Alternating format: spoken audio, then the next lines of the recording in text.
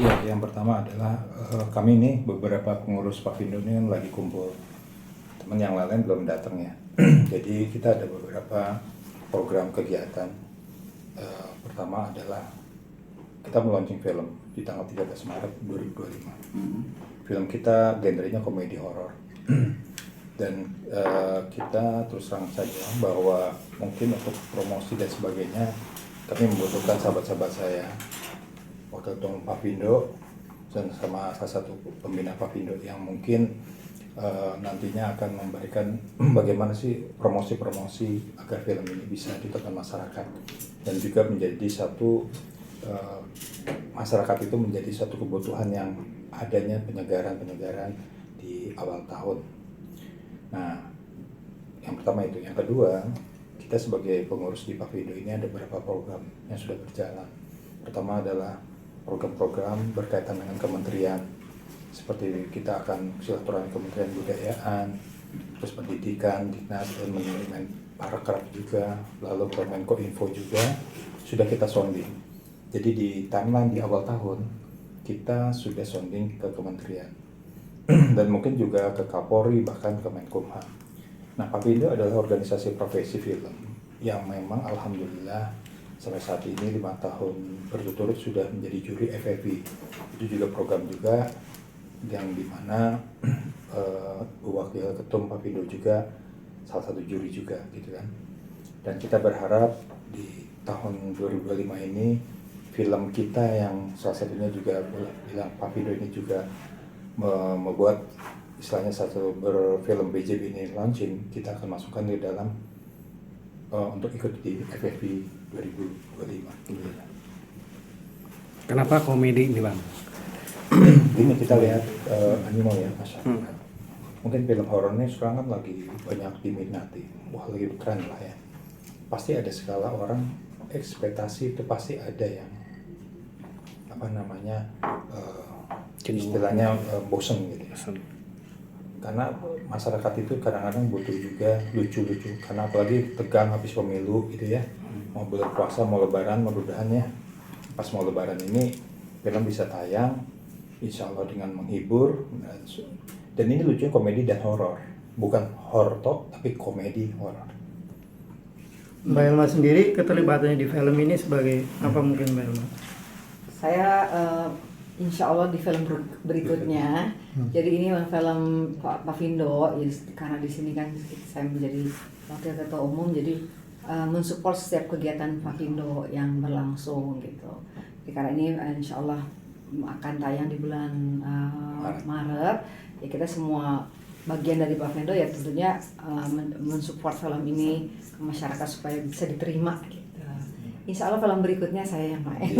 Di film Ratu Kuntilanak judulnya, ini jadi ibunya Pratama dan tunggu lah. Insya Allah.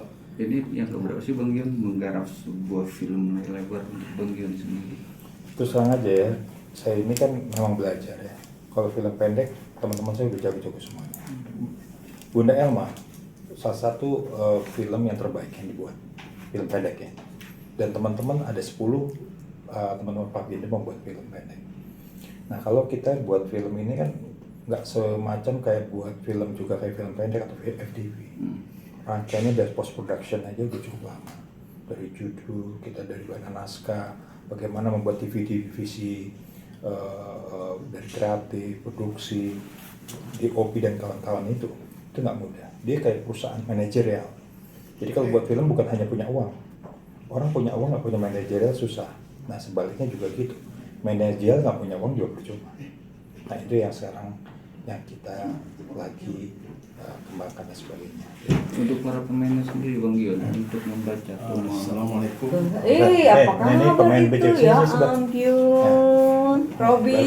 Sini. Terus banget gue. Ya. Iya, baru bilang terus. Ini film pemain film BJB-nya. Salah satunya Opa Rob. Ya. Bi, ngurus Bi. Iya. Aduh lu jangan nyampein. 25 kilo. Woi. untuk Bang Gion direct dan atau menggeret untuk para pemain sendiri apa sih Bang Gion yang bisa feel-nya dapat ya kan? Film itu adalah merupakan suatu karya yang dimana kalau kita lihat genre karakter film bukan hanya melihat tampang cantik dan ganteng, tetapi bisa memainkan karakter. Karakter itu kan adalah dibentuk bagaimana posisi seorang pemain pas template-nya masuknya. Kalau film komedi ya dia harus bisa jiwa komedi. Jangan orang drama masuk komedi, nggak bisa dapat. Jujur kita juga masuk ke dalam film ini nanti yang selanjutnya itu bukan karena pertemanan. Saya lihat karakternya Elma misalnya. Elma ini karakternya kita tahu orang yang melihatnya seorang wanita yang selalu dizolimi. Dan di film nanti kita selanjutnya juga hampir sama. Kebanyakan main film hidayah, ya, Gitu. dizolimi, Iya, gitu. gitu ya. Kalau Om Teno Ali, seorang siapa yang nggak kenal Babe Teno Ali? Kan orang lucu komedi, terus dimainkan drama, lucu juga sih kalau serius.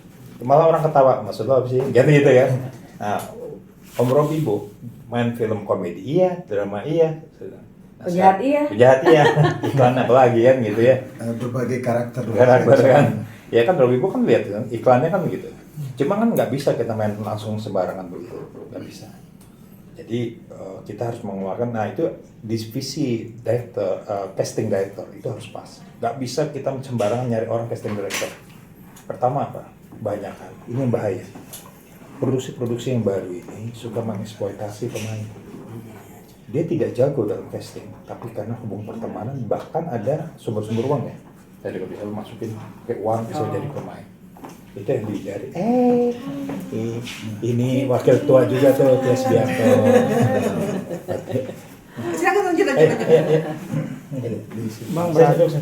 Bang, berarti film BJB ini menjadi titik awal, artinya Papindo akan fokus nih menggarap film-film layar lebar. Film Get Lost kan juga launching dulu. Film kita juga kan. Nah ini film kedua ini. Artinya apa? Saya sebagai ketua umum profesi film membuat karya ini kan harus ada kan. Jangan begini, saya kan jarang syuting nih. Udah ini ketua Papindo kapan sih main filmnya? Gue main film zaman dulu nih ceritanya. Kan pasti ada orang isu-isu. Ketua Papindo ini kok bisa main? Kalau orang dia tahu gue main film, kalau nggak tahu main film pasti berpikir, oh jangan-jangan dia produser bisa jadi ketua Papindo, nggak nyambung. Nah makanya itulah yang saya maksud bahwa ketika karya-karya kita bangun sekarang itu, saya membuktikan juga sih sama teman-teman kalau bisa kita buat film yang bisa punya karya, misalnya kayak film FFV, besok film pendek gitu kan. Saya mengharap teman-teman pasti bisa buat. Karena itu salah satu juga dipersiapkan itu gitu ya, FFV kan. Gitu ya Mbak Tia ya. Iya. Oke, Bang Gian, proses syutingnya kapan nih, terus di mana sih syutingnya ini? Nah, Kayaknya syuting- latarnya di Bandung semua ya, Betul, Bang? 3 kabupaten pertama Cimahi, Kabupaten Bandung Barat, terus sama Bandung. Jadi ini sebenarnya memang kita mengangkat para wisata Jawa Barat. Dan mudah-mudahan Mas Kang Deddy Mulyadi mau launching film kita, Gubernur. Bang, selain kesulitan tadi pendalaman karakter, kesulitan lain dalam menggarap komedi horor ini apa sih Bang? Kalau saya perhatikan teman-teman ya di lapangan itu nggak mudah. Seorang lucu itu kan nggak gampang. Kalau Mbak Betena Ali nih, kalau lagi serius, saya suka ketawa. Kenapa Mas ngeliatin saya? Enggak, gue bisa ngeliatin lu lucu gitu. Nah, karena dia serius, gue bingung. Coba kita ngomong sama orang komedi, sama Robi. Dia cengir-cengir ngomong gitu ya, bisa tang-tong-tang. Rob, ini lo ngomong serius tuh enggak? Nah, kalau dia udah, iya Mas. Nah, tetap aja karakternya dia seorang komedian, betul ya? Apa ya? Nah, itu yang maksud saya agak susahnya di situ. Jadi kita harus bisa melihat kayak cara Mbak Tia Subianto. Mai, masuk. Jadi maksud saya di sini teman-teman yang buat, siapa yang nggak kenal Tia Subianto, wakil ketua film dan penata musik yang terkenal. Inilah yang selalu mengikuti 2 film saya sebagai salah satu boleh dibilang mentor saya juga. Nah, jadi beliau lah memberi arahan juga ya, teman-teman bagaimana film-film ini bisa laku dan sebagainya gitu. Bang, pesan apa yang pengen disampaikan dari film BJB sendiri kepada masyarakat mungkin? Teman-teman atau saudara-saudara kita ini atau bro atau sahabat-sahabat, kita harus datang ke bioskop nonton komedi. Kenapa? Karena kita capek lihat film-film politik ya, film politik, isu-isu politik, isu-isu yang membuat kita resah. Kayaknya pajak mau naik, mending nonton film komedi horor. Lucu deh, saya jamin 1 sampai 15 menit 20 menit kalau nggak ketawa, saya balikin tiket. Insya Allah lucu. Ini film lucu bukan karena saya yang buat, tapi permainan teman-teman di sini ada anak-anak pemain stand up comedy yang memang sudah bisa kita lihat ya kualitasnya. Jadi, Bang, selain lucu apa ada pesan moral moralnya nggak sih? banyak. Bagaimana pertama saya kan bekas anak kos. Jadi ketika saya kasih instrumen ke penulis, gue pernah anak kos, gue orang susah. Jadi gue kerjanya dulu di anak kos, cuma ngutang di warung, persis banget. Jadi cerita ini sebenarnya ingat juga seorang ketumnya juga, yang dimana waktu lagi zaman anak kos, kita suka ngutang di warung. Nah film ini lucu, anak-anak mahasiswa yang dimana dia hidup di dalam kampus, dalam kehidupannya tahu sendiri, punya cita-cita menghayal. Nah menghayalnya adalah mencari harta karun. Nah harta karun ini apabila didapatkan ada dua kepentingan, selain dapat harta karun, dapat perempuan cantik. Di sini perjalanannya, petualangan. Gimana kalau orang petualang ketika camping mencari harta karun? Nah, di situ. Jadi film itu nggak bikin bosan, lucu. Bang, siapa sosok memerankan tadi abang bilang sebagai mahasiswa terus ngutang juga kayak gitu siapa Raim. di situ? Raim Lloyd itu bagus karakternya. Dan dia sama Chico tuh bagus, komplit lah ya dua orang itu.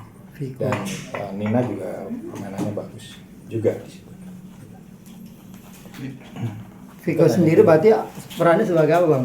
Nah di situ sama orang-orang yang dibully aja, kerjanya dia dibully aja sesuai dengan gayanya ya. Jadi intinya Bang Gion apapun bidangnya kan semua dari lawyer lah apa semua bidang di. Jadi gini, mohon maaf ya, saya bukan siapa-siapa, tapi saya seorang praktisi dan seorang profesional. Sebagai seorang ketua umum praktis film ini kan saya hampir 10 tahun. Pernah saya jadi ketua badan perfilman Indonesia juga. Ya alhamdulillah duduk di sini sebagai seorang produser. Jangan pas lagi, pas gimana indigo itu emang hobi. Sebagai praktisi hukum, ya mungkin saya profesi lawyer. Jadi kalau budayawan mungkin pernah saya dapat doktor, dapat budayawan. Jadi kita harus dipisah-pisahkan. Dalam hal ini adalah saya sebagai undang teman-teman sebagai ketua umum Arts Film Indonesia. Ya sudah hampir 10 tahun berkarya, alhamdulillah sudah salah satu 5 organisasi profesi di pemerintah di Indonesia dan kita 11 penghargaan di pemerintah. Pak Fido. Tapi nanti sistem marketing untuk penjualan ada gebrakan dalam arti kerjasama. Oh iya, kita kan ini baru ibaratnya promosi di bulan Januari rencananya. Bang, seberapa optimis film ini bakalan diterima di masyarakat? Saya minta sama Allah ya, pertama minta sama Allah dulu karena ini kan urusan langit deh. Ya semoga film ini menjadi salah satu tempat pada saat bulan puasa orang lagi bosen, lagi kesel dengan apapun, dengan kejenuhan politik. Insya Allah penonton ini saya harap banyak datang di buka puasa dengan keberkahan. Nah ini keberkahan ya bulan puasa Ramadan. Untuk penontonnya sendiri umurnya dibatasi nggak? Oh di sini umurnya di atas 13 tahun. Dan filmnya lucu kok, ada yang aneh-aneh. Ya walaupun ada bahasa-bahasa yang lucu-lucu, ya bahasanya anak sekolah, tapi tidak rujuk ke arah pornografi, nggak ada. Pasti kan sudah disensor, karena kan untuk masuk 21 ada lembaga sensor. Bang itu Viko kan lagi rame juga nih bang, artinya ada sedikit masalah itu terkait banyak melibatkan para selebriti. Nah abang sendiri pada saat kemarin